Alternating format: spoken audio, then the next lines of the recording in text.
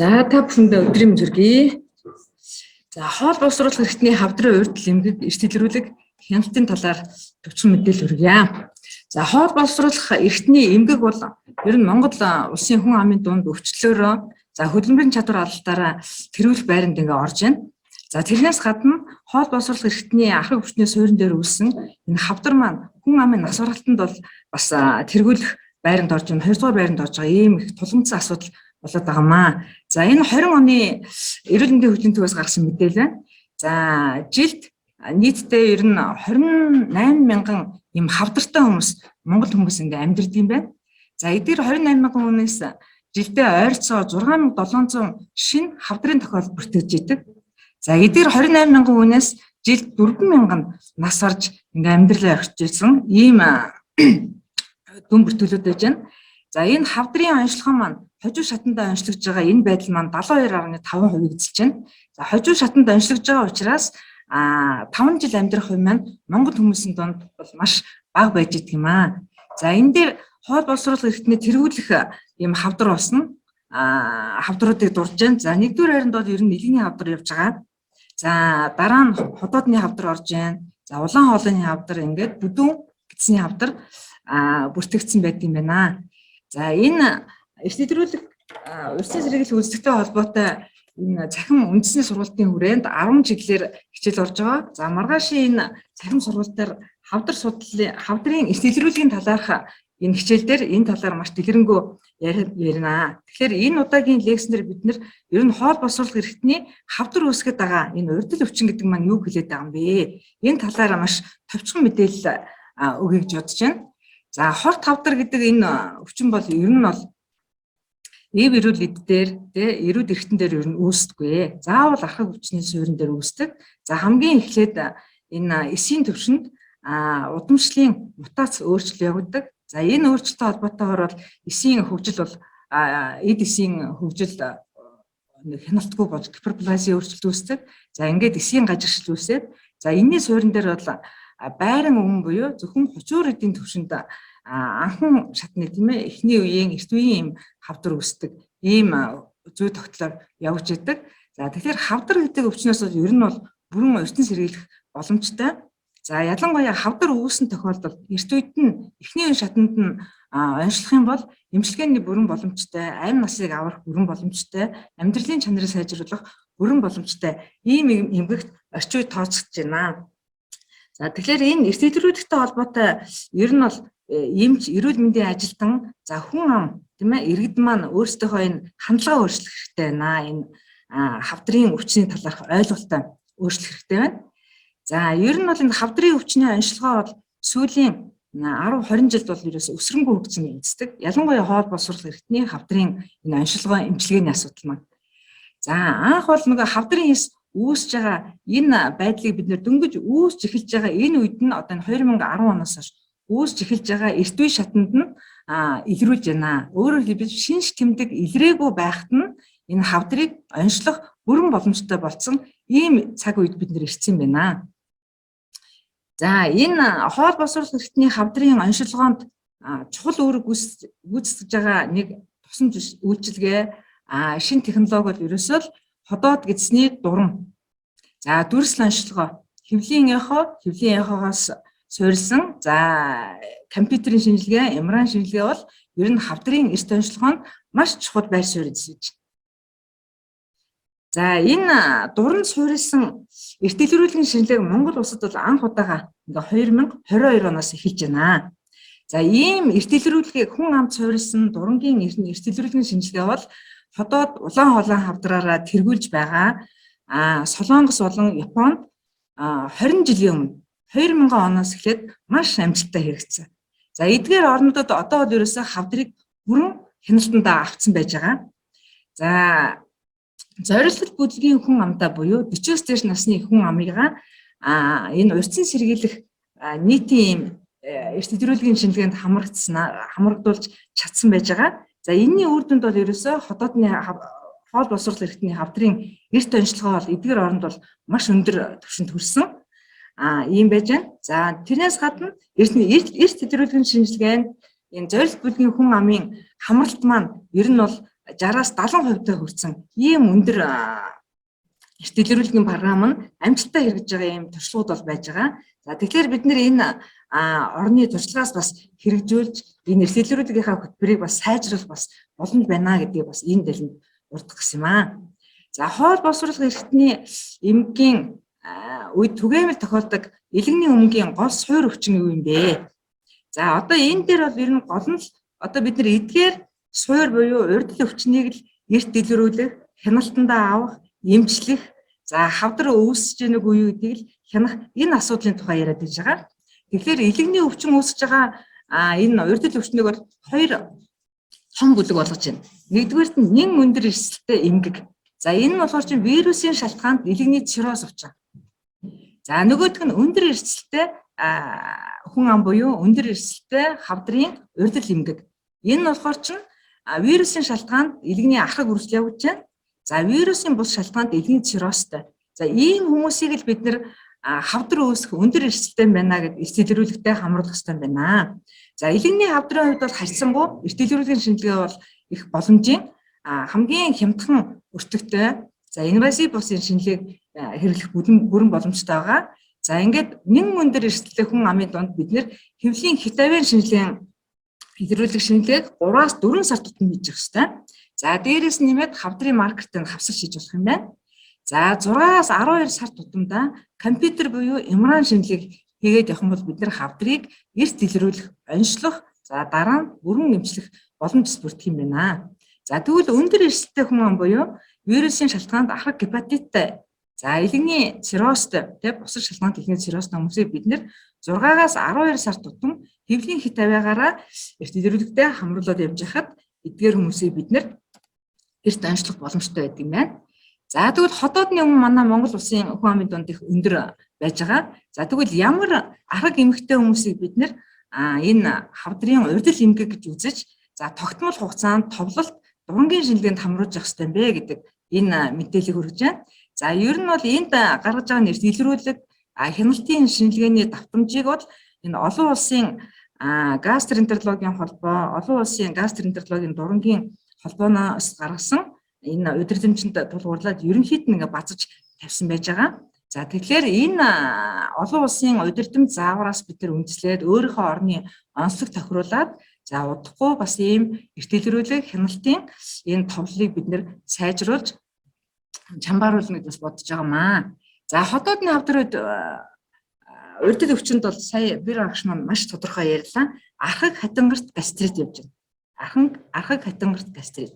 За хотоодны хучуур эдийн ургацаг. За эсвэл састын дорох зангилалт өөрчлөлт ургацаг. За гидсний метаболизм, дисплази өөрчлөлтүүд.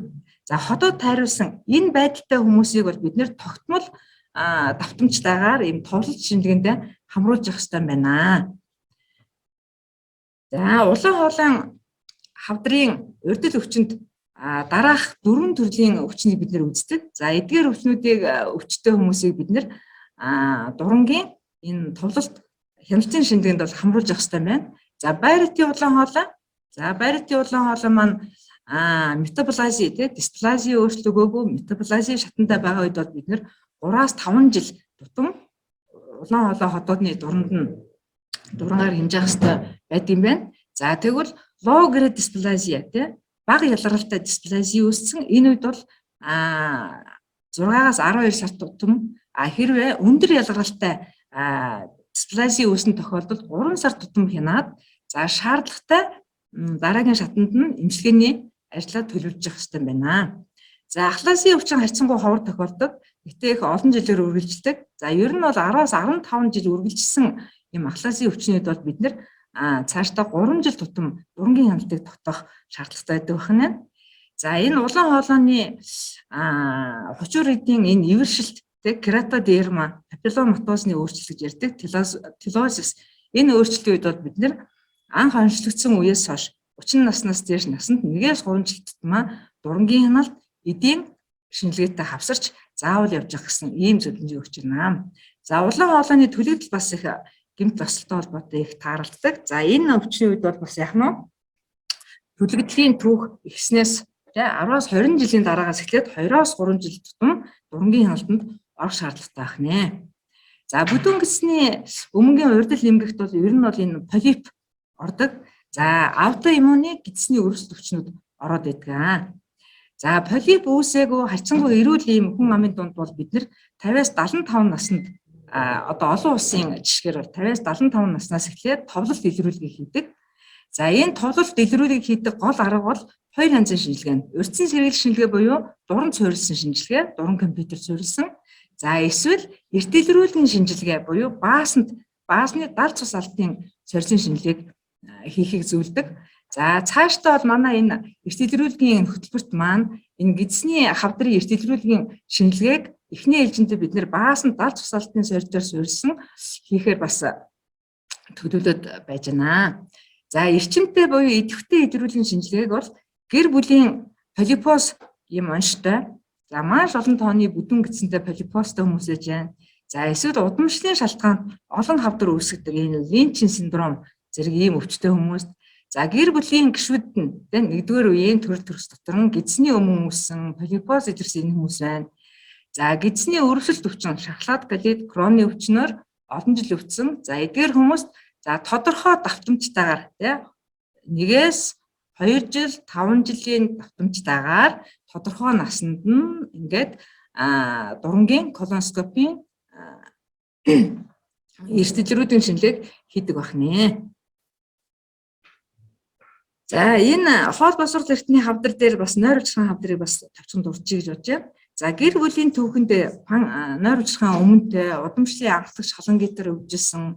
За эсвэл нойр ужирхан ийм хоёр дахь ийм хавсарсан эмэгтэй хүмүүст бид нэр энэ нойр ужирхан өмнө үсгэлцтэй гэж үздэг юм байна. За чихрийн шижин, таргалалт, архаг панкреатит, нойр ужирхан уйланхат эмгэгүүд байна. За гэр бүлийн түүхэнд нь полипоз. За полипоз энэ өөрчлөлт нь ялангуяа дээд гидсэнд байралтай бол заавал бид нойр ужирхан өмнө үсгэх урьдчил эрсдэл байна гэж үзэж хяналтанд оруулдаг байна. За нойр ужирхан эмгэг болон цөс, элэг нойр ужирхан замыг шалгадаг хамгийн гол шинжилгээ бол ер нь бол хэвлийн хитавиа дүрс онцлогоо компьютерийн шинжилгээнүүд, имран шинжилгээнд явж идэг. За энэ дээр манай Монгол улсын хувьд бол дуран болон эхо хосолсон EVS-ийн шинжилгээ бол 2021 оноос бол маш идэвхтэй клиникийн практикт нэвтэрч ирсэн. За энэ маань бас ховор тохиолдог энэ хавдрын эрт үеийн онцлогоонд маш чухал онцлогооны ач бүгдтэй ийм шинжилгээний ажлууд бас манад нэвтэрснийг бас дуулгая. За цэсний гэрийн эмгэгийн хувьд бол бас хавдар бас ховоргүй тохиолдог. За ялангуяа цэсний гэрийн ургацаг полиптай. За ийм хүмүүстээр бид нар бас эрт илрүүлгийн шинжилгээг хэвлийн хитавийн шинжилгээгээр за шаардлагатай гэж үзэх юм бол EVS шинжилгээгээр үзэх нэ. За энэ хавдар үүсэх өндөр эрсдэлд маань нас орж байгаа. Нас байна, цэсний чулуутай хавсарсан, анхдагч билиар халан гиттэй ийм хүмүүст бол бид нэр өндөр эрсдэлтэй энэ полип маань хавдар үүсэх өндөр эрсдэлтэй гэж үзэж хяналтаа тогтоох юм байна. За ердийн үед бол ер нь 6 мм-ээс дээш хэмжээний энэ ургацаг бол ерөнхийдөө томрох эсийн өөрчлөлт орох хавдар полип гэж үздэг байх нэ. За ингээд эрт илрүүлгийн зарчим маань ер нь бол юун дээр үнсэж байна гэхээр бид нар хамгийн гол нь эдгээр эргэтэнд байрлалтай суур ийм архаг өвчнийг хавдар үүсдэг урьдчил эмгэгүүдэд мэддэг байх хэрэгтэй байна. За тэдгээр өвчнийг бид нар бол яхаа тодорхой тохирсон шинжилгээнийх нь аргаар товлолт хугацаанд нь шинжилгээ хийж явах юм бол бид нар энэ хавдрыг бол алдахгүй эрт үе шатанд нь онцлох бүрэн боломжтой байна. За мэдээж хэрэг эдгээр шинжилгээнүүдийг явуулахын тулд бэлтгэл ажил их чухал байгаа. Ганцхан одоо дурангийн ажилтнууд сувилж байгаа дуран байгаад бид нар энийг бас оншилж чадахгүй. За тэгэхээр хавдрыг эрт илрүүлэх боломжийг бүрэн бүрдүүлсэн байж байгаа хэрэгтэй. Хавдрын эрт үеийн шинж тэмдгийг илрүүлэх бэлтгэл байдлыг хангасан байх нь хамгийн чухал бас байдаг юм байна. За энэтэй холбоотой 4 сарын 7 болон 10-нд дурангийн эмч сувилагч нарт зориулсан том сургалт явсан. За энэ дээр бол ганцхан эмч сувилагч маань ийм онцлогооны эмчилгээний өндөр ур чадвартай байхаас гадна энэ дурангийн баг маань ажиллах дэд утас нь бол яг стандарт шаардлага хангасан энэ нөхцөлд бол бид нэр дуранг бол хийх шаардлагатай байдаг. Тэгэхээр дуран одоо тасралтгүй хийх хангалттай хэмжээний багаж хэрэгслээр хангасан байж ах хэрэгтэй байна. Нэг удаагийн багаж хэрэгслийн тухай ярих гэж байна. За энэ дурангийн ариутгал халдваргүйцэлтэй холбоотой энэ асуудлуудыг бид нэр цогцоор нь авч үзэхгүй бол энэ хоол боловсруулах эрхтний хоол боловсруулах замын хавдрын эрт онцлогын тухай ярихад бас төвхтэй байгаа. За энэ талаар бид нар маш сайхан ийм цахим сургалт явагдсан. За удахгүй шатараалсан энэ ажлын байрны сургалтыг явуулахар төлөвлөж байна. За одоогоор Монгол улсын хэмжээнд бол 21 аймаг 9 дүүрэгт бол 1-2 аймаг болон дүүрэгтэл энэ дурангийн нэгж тасаг байдгүй юм байна. За нийт 70 орчим дурангийн хувийн болон улсын хэвшлийн 70 орчим дурангийн тасаг нэгж ажиллаж байна. За түүн дээр 150 орчим дурангийн эмч сувлагч нар маань ажилладаг юм байна. За тэгэхээр энэ дэлгэрүүлгийн шинжилгээний гол зарчим бол бид нар одоо нэмэлт биопсийн шинжилгээ хийхгүйгээр энэ дурандаа суйрлаад хавдрын эрт шинж тэмдгийг илрүүлэх. За өөрийнхөө нөгөө эмч мэрэгчлэнгүүд маань өөрийнхөө хандлагыг өөрчлөх хэрэгтэй.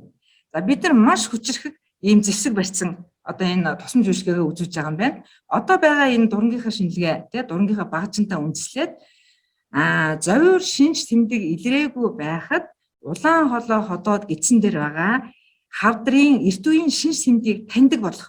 За энэ бол маш чухал байна. Одоо дуран хийхдээ бид нэр эрт үеийн шинж тэмдэг байна уугүй юу гэдэг л ирж хайж энэ шинжилгээг хийж чадах юм бол хавдрын эрт үеийн оншилгоо эмчилгээний асуудал бүрэн өөрчлөгдөх юм аа.